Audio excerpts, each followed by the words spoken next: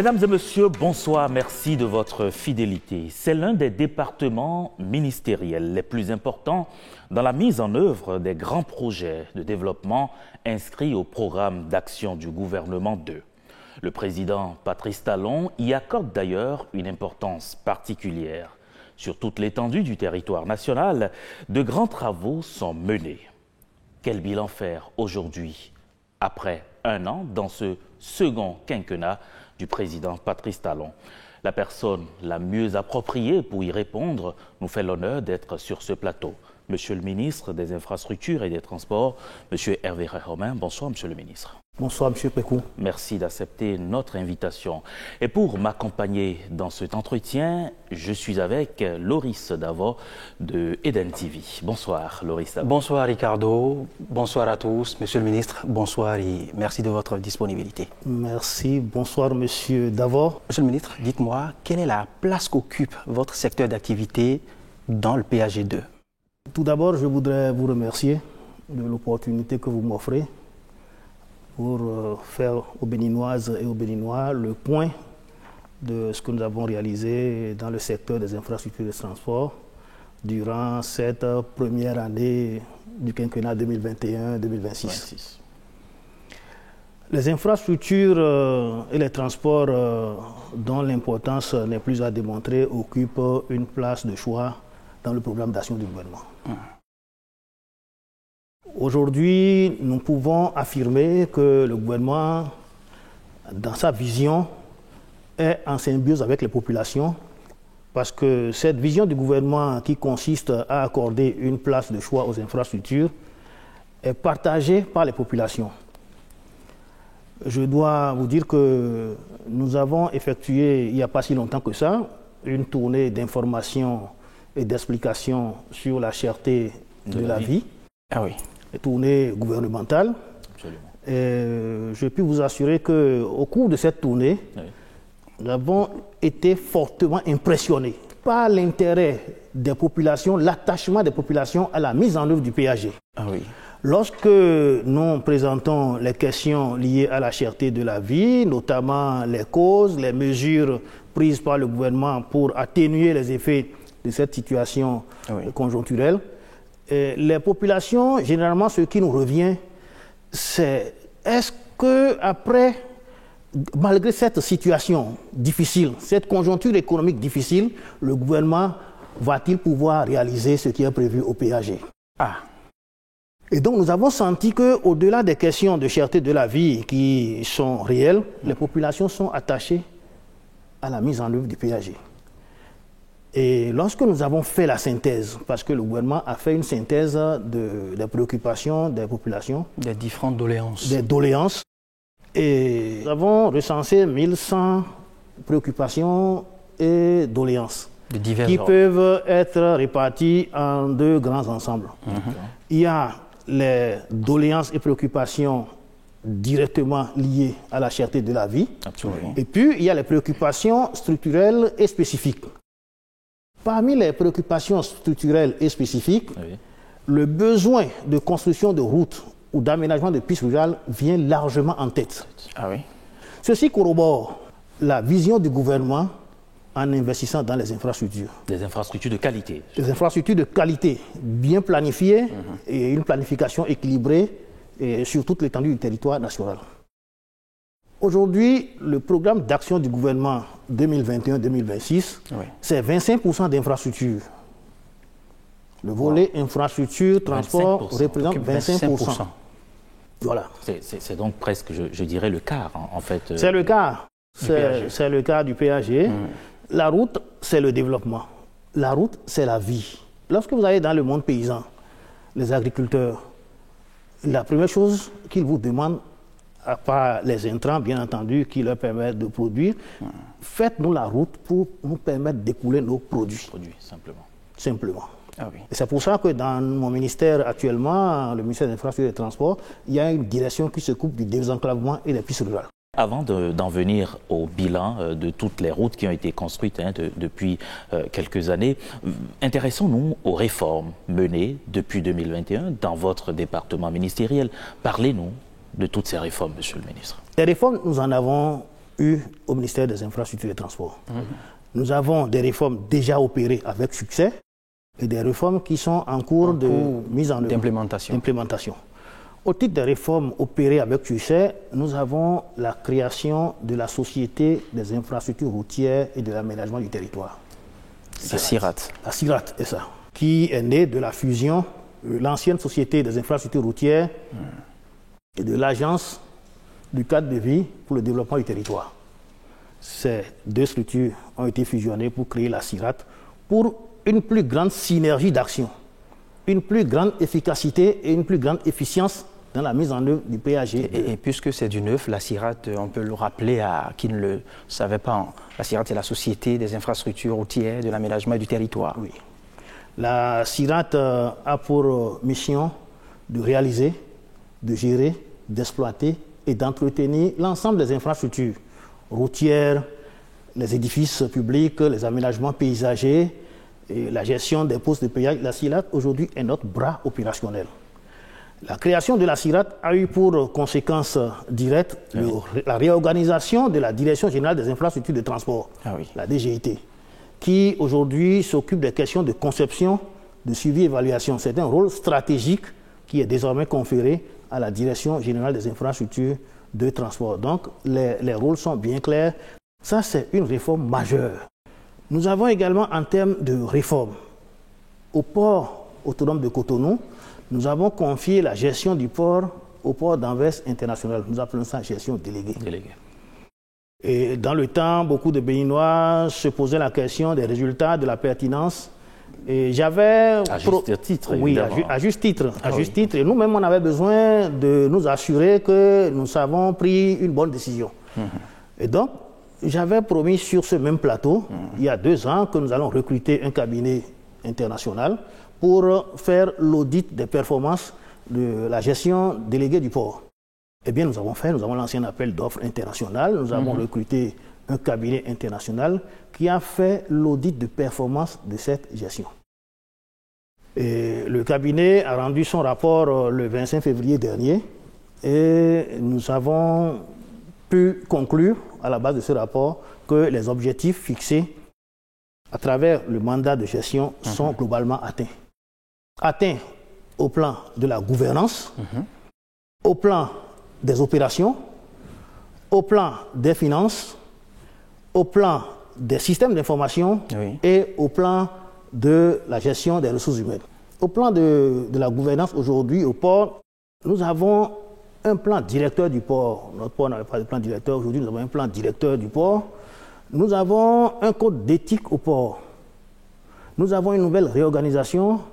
Nous avons aujourd'hui ce que nous appelons le comité des concessions.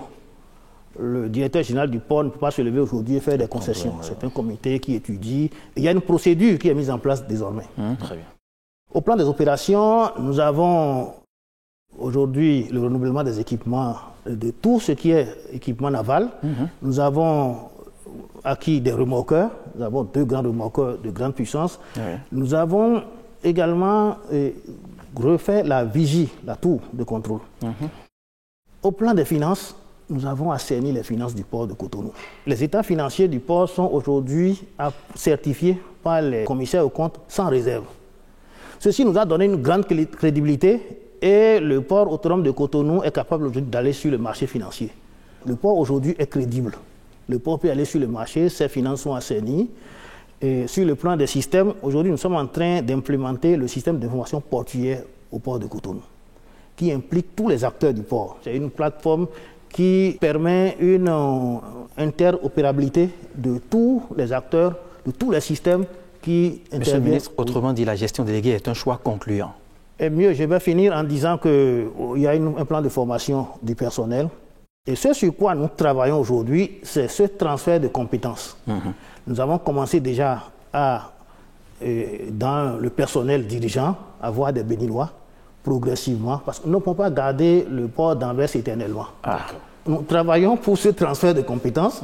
Il faut qu'au terme d'une période donnée que les Béninois puissent reprendre la main. C'est ce transfert de compétences qui fait aujourd'hui l'objet de notre préoccupation. Puisque vous parlez justement du port autonome de Cotonou, je vous propose, mesdames et messieurs, de suivre ce reportage qui nous présente le nouveau visage du port de Cotonou. Regardez.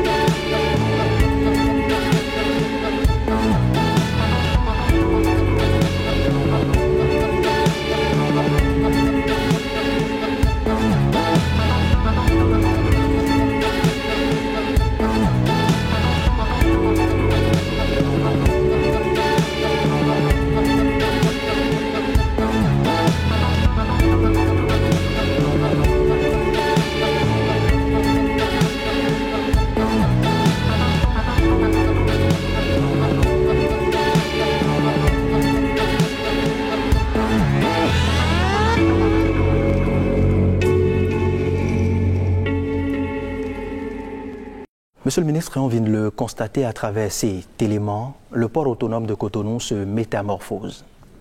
Le port de Cotonou, aujourd'hui, nous avons réglé les problèmes de gouvernance, les problèmes de gestion, tout ce qui concerne l'organisation est quasiment réglé.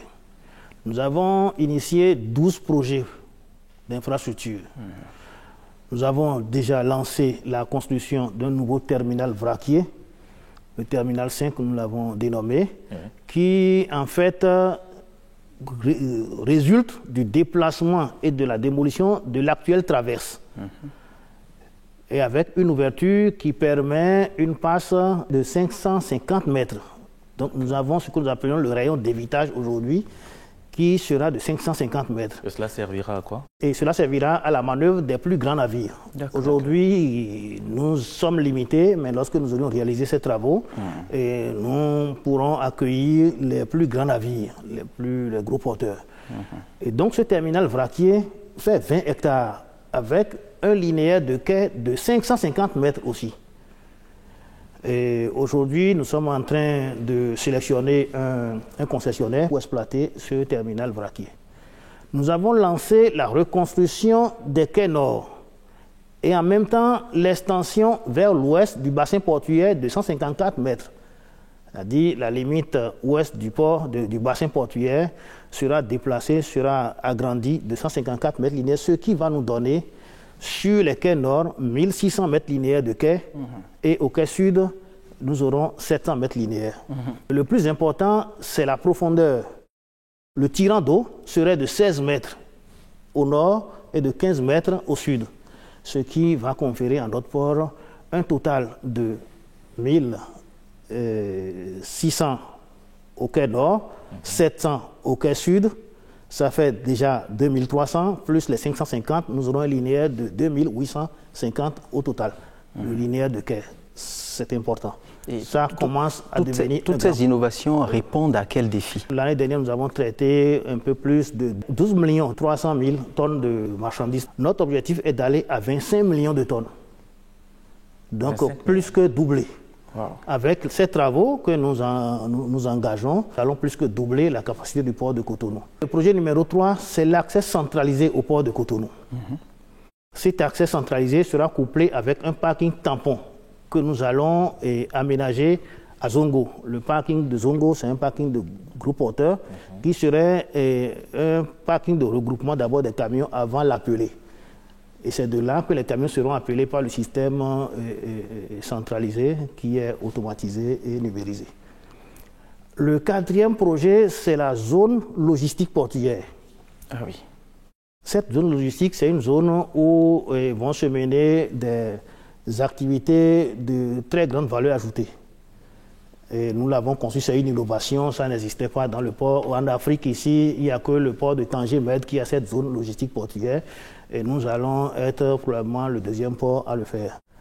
Les grandes firmes aiment généralement ces zones où on amène les composants industriels, ça dépend des activités, parce que nous allons réaliser cette zone en complémentarité avec la zone économique spéciale de Glodjibé.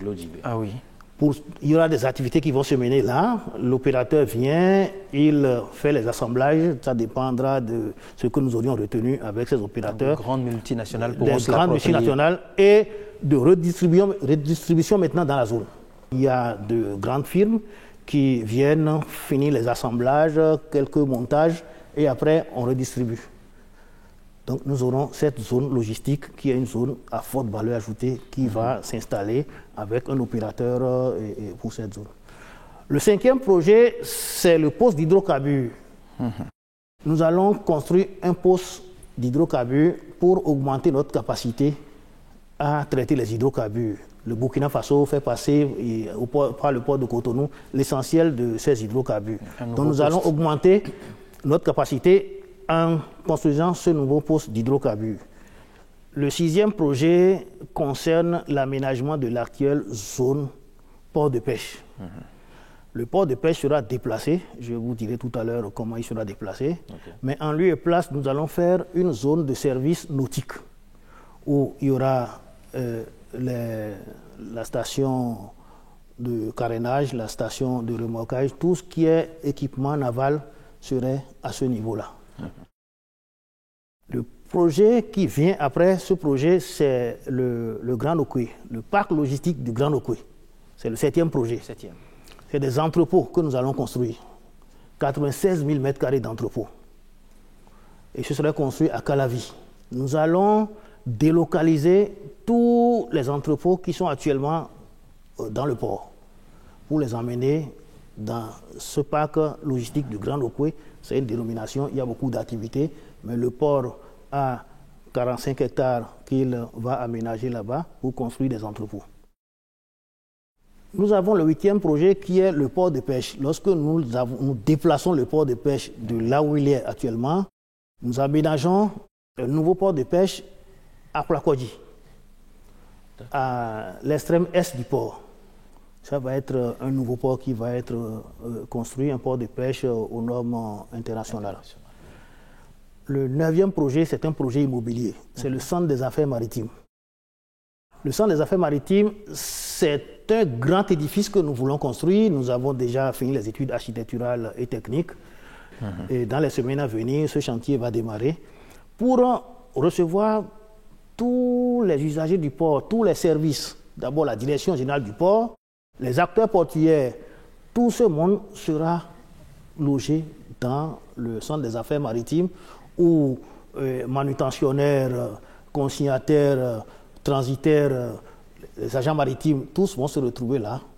Le 10e projet, c'est ce que j'appelle le relogement des vendeuses. Ça, c'est du social. C'est notre manière de faire le social. Les vendeuses qui étaient déplacées entre-temps pour céder place aux travaux, dans cette zone, il y avait des vendeuses qui étaient installées dans la zone du port, vers la Solmap. Il y a un certain nombre de vendeuses que nous avons recensés. Nous allons bien les recaser, bien les reloger en construisant un bâtiment moderne et tout le monde pourra aller se restaurer là-bas. Toutes les activités qu'elles menaient, elles vont continuer de les mener dans des conditions beaucoup plus confortables. Ça, c'est du social.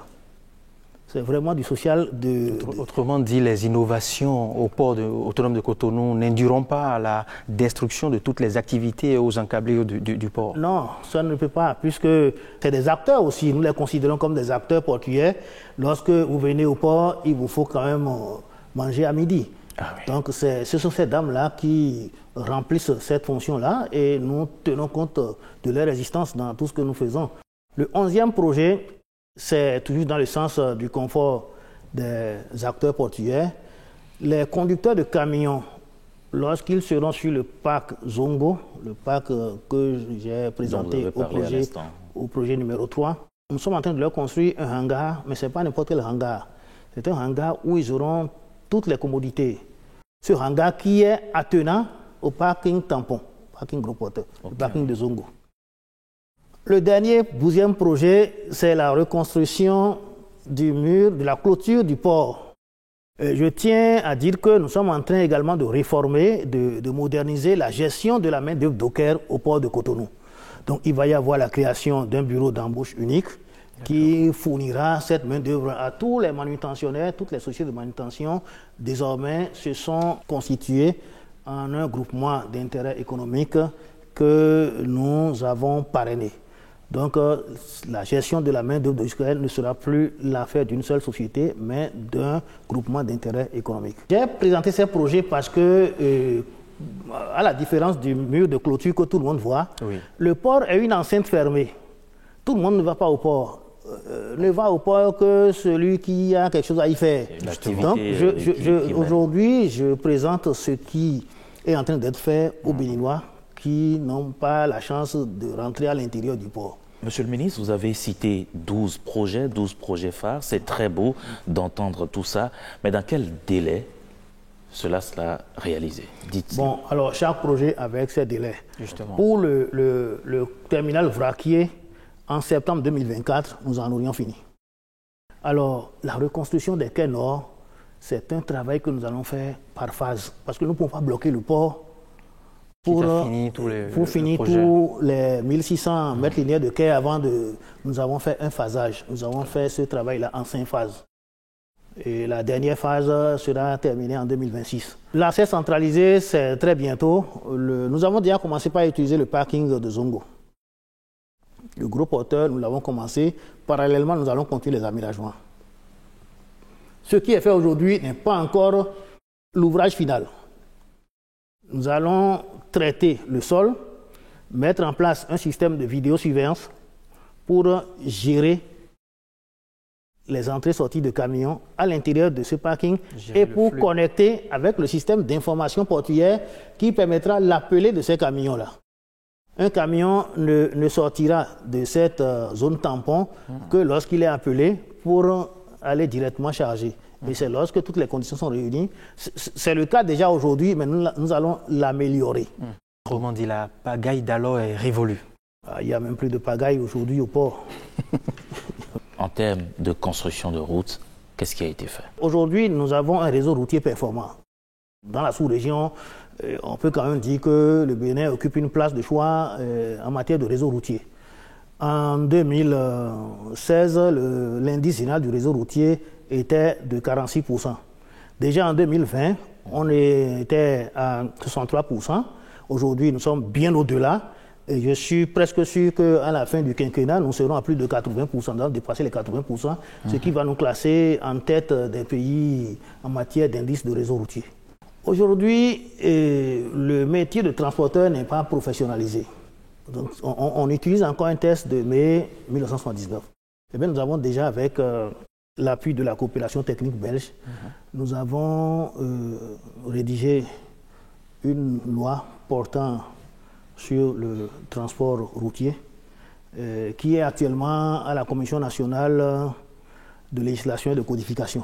Parallèlement à cette procédure, nous sommes en train de préparer les décrets d'application et les arrêtés qui doivent accompagner cette loi-là, pour qu'une fois la loi votée à l'Assemblée nationale, que ne perdons plus de temps pour son application. Alors, l'autre réforme, c'est l'adoption d'un document de politique nationale de sécurité routière. Aujourd'hui, c'est un arrêté général du gouverneur d'avant l'indépendance, 1956, qui régit le code au Bénin. Et donc, nous avons élaboré, nous sommes en train de travailler pour que le nouveau code soit voté à l'Assemblée nationale. Aujourd'hui, on a besoin de mettre en œuvre des dispositifs de sécurité passive. Les auto-écoles l'enseignent, mais la loi ne l'oblige pas encore. Le port de ceinture, le dispositif pour les enfants à l'arrière des véhicules. Alors, le téléphone au volant, à cette époque, il n'y avait même pas de... Je ne sais pas s'il y avait de téléphone portable, il y avait de cellulaire à ce moment-là. Donc, il y a des nouveautés que la loi doit prendre en compte pour s'adapter au contexte actuel. Justement. Donc, tout ça est pris en compte. Et lorsque cette loi sera votée, le nouveau code de la route, nous aurons les moyens de réprimer. D'abord, nous allons passer par la sensibilisation. Pour conduire des véhicules de transport public, et il faut non seulement avoir le permis de la catégorie correspondante, mais il faut également avoir une formation professionnelle. Aucun test n'oblige aujourd'hui à ce que le conducteur d'un bus ait une formation professionnelle. Le permis seul ne suffit pas. Et lorsque un véhicule de transport en commun tel que les bus venait à faire un accident, on n'établit pas souvent la responsabilité du chef d'entreprise. On prend juste le chauffeur. On prend juste le conducteur, alors que c'est le chef d'entreprise qui a une responsabilité civile. Voilà. Donc, tout ça là doit être organisé, réglementé. Vous êtes satisfait en une année? En une année, c'est des réformes que nous avons opérées après la fin du premier quinquennat. Donc, au cours du premier quinquennat, nous avons beaucoup construit. Et maintenant, nous avons engagé les réformes. Il faut continuer d'en construire.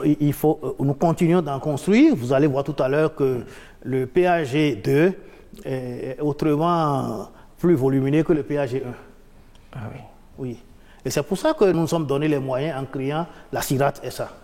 La CIRAT SA est un outil performant parce que nous y avons mis les moyens humains qu'il faut, les moyens matériels y sont mis. Et ça a mis un peu de temps, ça a décalé quelque peu les plannings de certains projets parce qu'il a fallu transférer les projets de la DGIT vers la CIRAT. Beaucoup de constructions, notées donc un peu partout, sur toute l'étendue du territoire national. Nous avons fait le tour de quelques communes. Je vous propose de regarder ce reportage et on revient juste après. Faire du Bénin une véritable plateforme de services logistiques et d'exportation. C'est un pari difficile. Seul un véritable réformateur ose en faire l'option.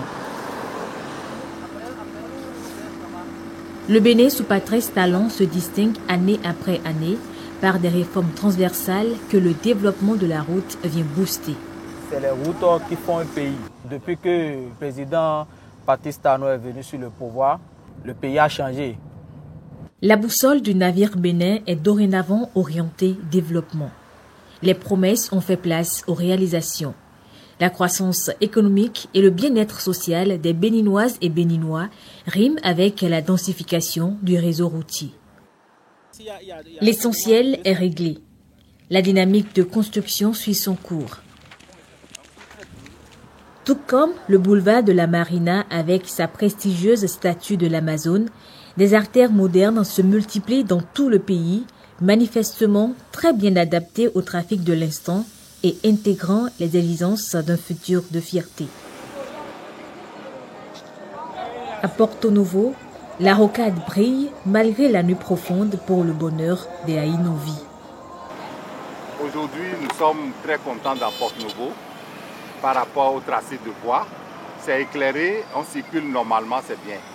Avant, on souffre même, surtout si la preuve là, bon, on souffre vraiment. Maintenant, surtout nous les aime là, maintenant on est à l'aise. Et nos engins sauf chauds là, sont vraiment en état.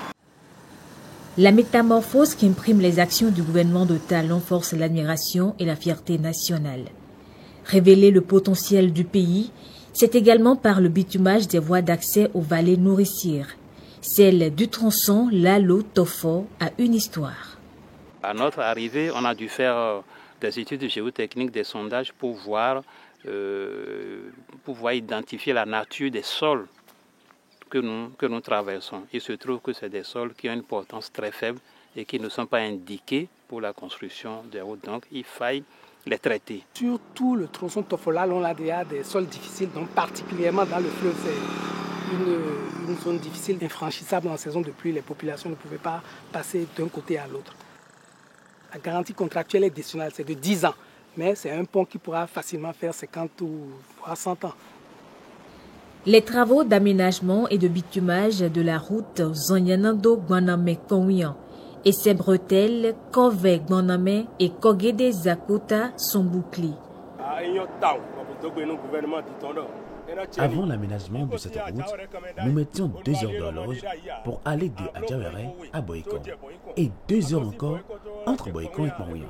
Certains font jusqu'à 5 heures entre Adjawere et Kmawuyan. Maintenant, avec 3 heures d'horloge, nous faisons le trajet Adjawere et Kmawuyan. Dans nos villes et campagnes, la circulation se modernise. L'ancien système de construction des routes n'y convient plus vraiment. Un nouveau paradigme de dimensionnement des infrastructures s'impose. Le pont qui est construit sur le fleuve Opara a une longueur de 170 mètres. C'est un pont à 8 travées. L'aménagement comprend également plusieurs carrefours, le plus grand étant à Ketou. Également à Savé, il y a un gros carrefour aussi, sur lequel on a érigé aussi une autre statue, un giratoire à Edigny, un giratoire à Omu et un giratoire à Ayekotonia. Les travaux d'aménagement et de bitumage de la route Lokosa-Deve à Plakwe frontière Togo sont achevés. Les rêves des populations ont cédé place aux réalités du terrain. Deve jusqu'à Onsakwe, avant c'était un peu dégradé, nos véhicules se gâtent tout le temps, mais aujourd'hui on n'a plus de problème par rapport à la voie qui quitte de Deve jusqu'à Onsakwe. On est satisfait pour ça. 539 emplois directs, dont 514 locaux, découlent de la réalisation du projet d'aménagement et de bitumage de la route Ketou, Edigny, Ibodia, Savé et de ses bretelles. De faire ce travail, ça permet de satisfaire mes besoins vitaux. Ça permet de nourrir ma petite famille. Nous sommes 90% de Béninois à y participer. La qualité des travaux est à la mesure de l'ambition du réformateur. Parfois, des réajustements sont nécessaires. Il ne reste qu'aux citoyens de prouver sa capacité à défendre la chose commune, de se faire garant de nos biens communs et des services de transport performants qui en découlent. Le processus de densification du réseau routier et de modernisation des infrastructures portuaires et aéroportuaires avance. Jour après jour, le pari de partir de rien pour arriver au sommet est honoré. L'histoire retiendra. Monsieur le ministre, tout change désormais. Tout change. Je vous ai dit que notre ambition, l'objectif, c'est de porter à 25 millions de tonnes la capacité de traitement du port de Cotonou. Et lorsqu'on a un port performant, on se doit d'avoir un réseau routier performant. C'est pour ça que nous allons continuer la modernisation du réseau routier. Au cours de cette première année, nous avons achevé certains projets déjà entamés. Et nous avons ouvert de nouveaux chantiers. Donc, je vais, dans un premier temps, vous présenter les projets achevés ou en cours d'achèvement avancé, les chantiers en cours Et puis je vais annoncer des bonnes nouvelles, des projets à venir, ce qui sera nouveau.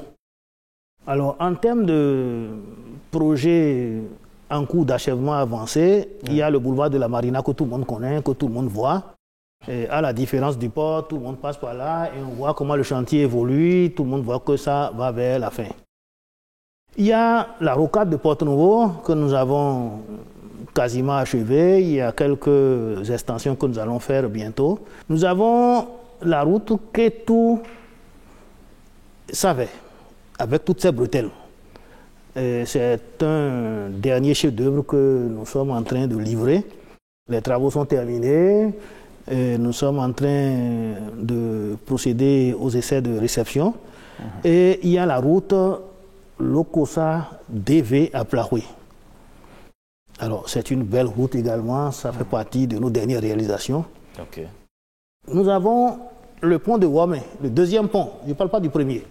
Le deuxième. Le deuxième pont de Wamé, c'est un chantier qui avance très bien, qui est en cours d'achèvement. Nous avons construit 3 petits ponts. Un à Djizozou, l'autre à Betekoukou et à Chi à Khomadegbe. Ça, c'est des chantiers qui sont, disons, quasiment achevés. Nous allons procéder à la réception. Certains sont déjà réceptionnés. Et il y a de nouveaux chantiers qui sont en exécution, qui ont démarré au cours de cette première année du second quinquennat. Du quinquennat 2021-2026. Certains qu'on n'a pas achevés au cours du premier PAG. Je vais parler de la route des pêches. Oui. La route des pêches, c'est un chantier que nous avons démarré l'année dernière et ce chantier évolue très bien. C'est un chantier que nous avons couplé avec la corniche de Cotonou, la corniche S que j'ai visitée il y a quelques jours. Nous sommes en train de réaliser pour le compte du ministère du Tourisme la route de l'esclave, pour le compte du ministère du Tourisme. La route des pêches, en elle-même, elle continue à la fin de l'actuelle route. La phase 1 que nous avions achevée depuis, tout le monde voit, les Béninois sont heureux d'aller à la plage passant par cette route. Bien sûr. Nous commençons là, nous allons à Vlekete, nous contournons la zone touristique, la zone balnéaire d'Ablekete, et nous continuons jusqu'à la porte du non-retour. Arrivé à la porte du non-retour, nous continuons jusqu'à la bouche du roi là-bas, à Djondji.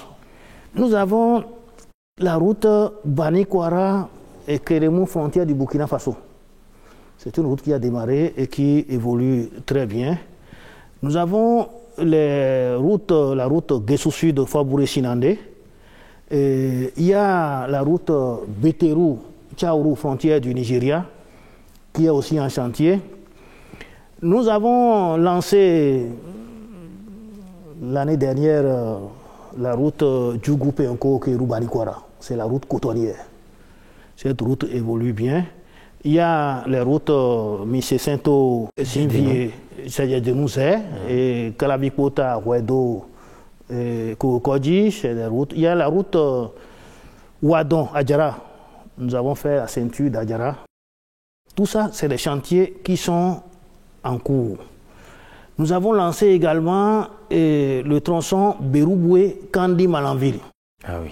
Ce tronçon fait partie de la route nationale inter-État numéro 2. Et c'est l'un de nos principaux corridors. C'est ça qui assure le transport des cargaisons, des marchandises jusqu'au Niger, à Malanville et après au Niger. Donc cette route est pour nous une priorité. Pour jouer notre rôle de plateforme de services logistiques, nous avons intérêt à ce que nos principaux corridors soient dans de bons états. Il y a certaines routes qui me paraissent importantes. Quand je prends le tronçon Ouedo-Tori, qui est en chantier, ça vient sur Kalabikota, Ouedo-Kokodji, et ça vient s'embrancher à ce niveau. Il y a à Promisrete, la route à Promisrete et Pobé, au Bel-Air, frontière du Nigeria. Ça, c'est une route économique. Et avec une bretelle Zia-Igolo. Tout ça, c'est des routes qui sont en chantier.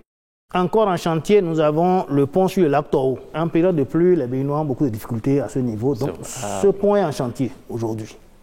Nous allons accepter encore des difficultés pour cette saison de pluie, mais la prochaine saison de pluie, ça va être déjà un pont en exploitation. Il y a beaucoup de chantiers, je ne vais pas être exhaustif, c'est des choses que les Béninois voient. Je vais annoncer les nouveaux chantiers. Très bien, oui. C'est les bonnes nouvelles, comme j'aime à le dire. Il y a notre contournement nord de Cotonou, avec son barreau. Probablement dans le second semestre, nous allons lancer les premiers appels d'offres et commencer à envisager le démarrage de ce projet-là. Ce projet est vital, structurant et pertinent. Lorsque nous avons parlé du port, des aménagements au port de Cotonou, et lorsque nous parlons des entrepôts à Calavi, il faut une liaison. Bien sûr, justement. Et la liaison est assurée par ce contournement nord. Donc, on n'a pas le choix. Nous sommes obligés de faire ce contournement pour rendre fonctionnels les investissements qui sont faits actuellement. Ce contournement va se faire. Il est pour nous un ouvrage structurant. Il n'y a pas de liaison entre le port de Cotonou et les entrepôts du parc logistique de Akasato et également la zone économique de Glodjibé. C'est un ensemble. Vous savez, nous, on conçoit les projets dans une synergie. Et tout ça, lorsqu'on parle de plateforme de services logistiques, il y a le port, il y a les routes, il y a la zone économique spéciale, il y a la zone logistique portuaire, il y a tous les ports secs et plateformes logistiques qui vont se construire, puisque nous allons promouvoir ces genres d'investissement. Et c'est tout ça qui forme la plateforme de services logistiques et d'export. Et nous y sommes presque, nous sommes sur la bonne voie. Ça porte bien son nom. Notre pays a cette vocation-là, et c'est notre vocation naturelle. Et donc, nous entendons l'exploiter à fond. Nous allons reconstruire, je parle de reconstruire. Reconstruire en 2 fois 2 voies l'axe Cotonou, Alada, Boïkon, Dassa. Voyez-vous, je parle de notre colonne vertébrale. Nous allons la reconstruire en 2 fois 2 voies. Nous allons partir de Verdocor. Il va y avoir un échangeur à Verdocor, je vais en parler tout à l'heure. À la descente de l'échangeur, le projet commence. Nous allons reprendre tout ce qui passe devant les Kassoto, le stade de l'Amitié. Nous allons faire des travaux d'urgence sous l'échangeur, mais nous allons revenir... L'échangeur de Godomain. Oui, nous allons faire des travaux d'urgence qui démarrent là. Nous allons revenir traiter l'échangeur, moderniser cet échangeur et le renforcer. Ah oui? Et oui, et après, continuer sur Boïkon pour une première tranche et une deuxième tranche que nous faisons avec la coopération américaine à travers le Millennium Challenge Corporation, et le tronçon Boïkon-Dassa, toujours en 2 fois 2 voies. Donc nous allons rouler à la fin de ces réalisations, nous allons rouler en 2 fois 2 voies de Cotonou jusqu'à Dassa. Et après, dépendamment des corridors, ceux qui veulent prendre Parakou-Malanville et ceux qui veulent prendre Savalou, Djougou, Porga, Porga.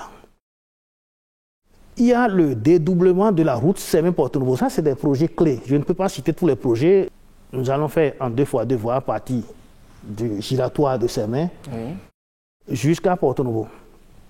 Nous allons reconstruire. Quand je parle de reconstruire, ça veut dire que l'existant sera démolie.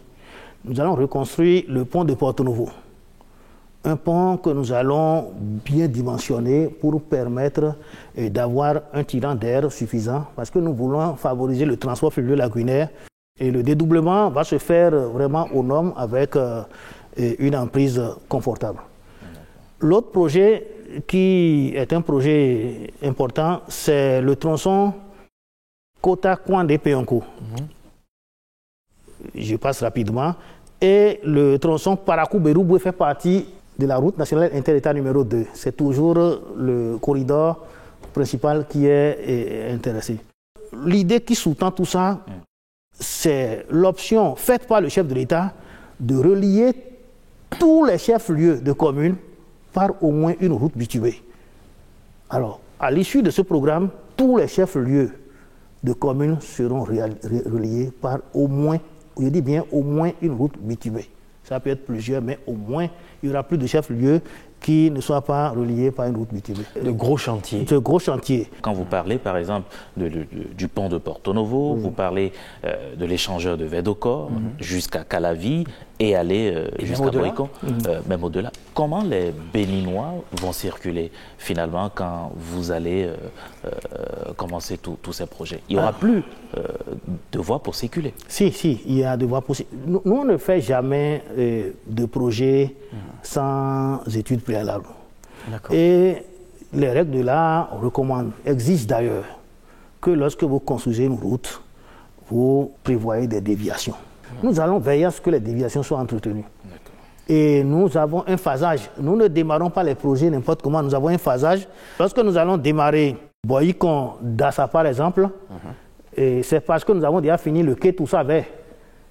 Et en plus de la déviation que nous allons aménager pour le Boïcon Dassa, il y aura la voie bitumée quai Toussaint-Vert qui est déjà achevée maintenant aujourd'hui. Ça vous montrer qu'on planifie les interventions. Il y a la question de l'entretien routier et il y a certains axes qui ont besoin d'être réhabilités ou reconstruits. Alors, ce qui sera fait dans ce sens, il y a la route Porto Novo à Vrancou-Igolo qui devrait être réhabilitée. C'est une urgence. Il y a la route Aplahoué, Abomey et Dogbo à Zové, les routes là qu'on doit réhabiliter. Il y a le Akpro Misrete, Dangbo, Wenri, Pérépo, que nous devons réhabiliter. Il y a le Ndali Niki, il y a l'axe, j'allais dire, Boïcon, Kove, Pérépo. C'est des axes clés. Aujourd'hui, quand vous allez dans la vallée de l'Ouémé, qui est quand même l'une des vallées agricoles les plus importantes de notre pays, et la route qui y mène n'est pas en bon état. Donc c'est aujourd'hui une urgence, une priorité. En plus de ces routes que nous allons réhabiliter, il y a des routes que nous aménageons en terre. Mais je me plais à dire que c'est des routes en terre de type nouveau. Type nouveau parce que nous faisons effectivement une route en terre, mais nous réalisons les ouvrages d'assainissement. Les caniveaux sont réalisés. Nous réalisons les caniveaux et nous dimensionnons la couche de chaussée. Même quand elle est en terre, il y a une façon de la dimensionner et nous allons au besoin les améliorer. Donc, aujourd'hui, nous allons faire des routes en terre qui seront des routes ayant un niveau de service acceptable. Donc, ces routes, il y en a beaucoup. Kalalé-Segbana, par exemple, c'est une zone de forte production agricole. Et lorsque nous avons prévu de faire le Niki-Kalalé, il y a la suite, le Kalalé-Segbana qui vient à la suite du Niki-Kalalé. Donc, forcément, nous allons aménager en terre. Il y a le Péonko, Tobré, Fobouré, qui finit de faire la transversale. Nous avons prévu aménager, bitumer, le Kota-Kouan de Péonko. Et là maintenant, actuellement, en chantier, il y a le Guessou Sud, Fobouré.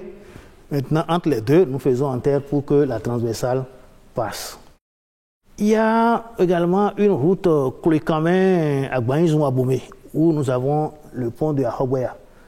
Il y a la route Marie-Glazoué à Santé jusqu'à Banté. C'est une longue route de plus de 80 km que nous aménageons en terre avec les ouvrages d'assainissement pour permettre le désenclavement de toute cette région. C'est important, bien que ce soit en terre. Il y a la route à Plahoué à Gouna. Il y a également vers Soblé-Indidja. Donc ça, tout ça, c'est des routes en terre, mais qui permettent un désenclavement et un développement. Il y a beaucoup de routes et je vais inviter les Béninois à consulter le PAG dans le détail. Et toutes les régions sont prises en compte. Toutes les promesses sont tenues à travers ce PAG.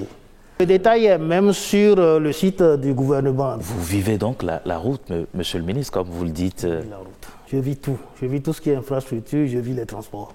Je ne l'ai pas dit, mais lorsque nous faisons les routes, que ce soit des routes en terre, nous construisons tous les ouvrages qui sont sur la route. C'est ça que j'appelle route en terre de type nouveau. Nous construisons tous les ponts, tous les dallots, tous les ouvrages d'assainissement, on les fait de façon à ce que lorsque nous prenons la décision un jour d'aller au bitumage, et nous n'avons plus qu'à faire les couches qui conviennent pour que ce travail soit allégé. Toutes les routes, notamment les routes en terre qui sont prévues, seront réalisées. Et dans tout le Bénin d'ailleurs. Il ne reste que 4 ans. Vous allez réaliser tout ça en 4 années? Vous avez déjà vu avec le PAG1 notre capacité à faire face aux travaux. Nous allons simplement prendre date. Et à l'heure du bilan, nous allons évaluer. Et je ne voudrais pas quitter ce plateau sans dire un mot sur le sous-secteur des transports aériens. Justement. J'avais déjà expliqué à diverses occasions que le gouvernement a replanifié ses interventions dans ce sous-secteur. L'aéroport international de Glodjibé, nous avons différé son démarrage. Nous avons fait les études, nous avons quasiment fait le montage financier, mais nous avons différé le démarrage. Pourquoi? Parce que la crise sanitaire que nous traversons a un impact direct sur le transport aérien. Le transport aérien est l'un des secteurs, disons, profondément marqué, parce que qui dit secteur aérien parle de tourisme. Et qui dit Covid parle de limitation de déplacement. Tout ceci n'est pas de nature à engager des investissements lourds dans la construction d'un nouvel aéroport. Donc le gouvernement a opté pour différer le démarrage de Glodjibé. Mais en revanche, nous avons engagé la modernisation de l'aéroport international de Cotonou. Nous avons commencé d'abord par le circuit départ.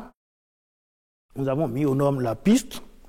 Nous avons fait les routes de desserte de l'aéroport. Aujourd'hui, quand vous allez à l'aéroport, vous circulez, tous les accès sont aménagés, les travaux sont très avancés, quasiment finis. Nous allons, d'ici 2 mois, finir tout ce qui est accès routier. Je parle des accès routiers. Donc, il y a le circuit arrivé qui est actuellement en chantier. Oui. Vous ne le voyez pas de dehors parce que le circuit arrivé, c'est pour celui qui descend de l'Avignon. Oui. Il y a tous les services d'accompagnement, accueil, tout ça qui est en train de subir une rénovation, une modernisation en profondeur. Et donc l'aéroport de Cotonou est en train d'être mis aux normes. Nous avons élaboré un plan directeur de l'aéroport. Aujourd'hui, beaucoup de Béninois trouvent que leur aéroport se modernise, mais je donne rendez-vous à la fin des travaux et vous allez voir que ce serait un chef-d'œuvre qui n'enviera rien à n'importe quel autre aéroport. Cet entretien s'en va finir. On va demander à M. le ministre de nous faire un bref résumé de l'essentiel de ce qui a été dit au cours de cet entretien. Je vous remercie de l'opportunité. J'espère que les Béninois sont aujourd'hui mieux informés sur le PAG qu'hier et que bientôt nous allons continuer notre tournée des chantiers et nous allons approfondir tout ce qui est dit ici. Merci, Monsieur le ministre. Mesdames et Messieurs, ainsi se referme donc cet entretien. Merci de votre fidélité. Bonsoir chez vous.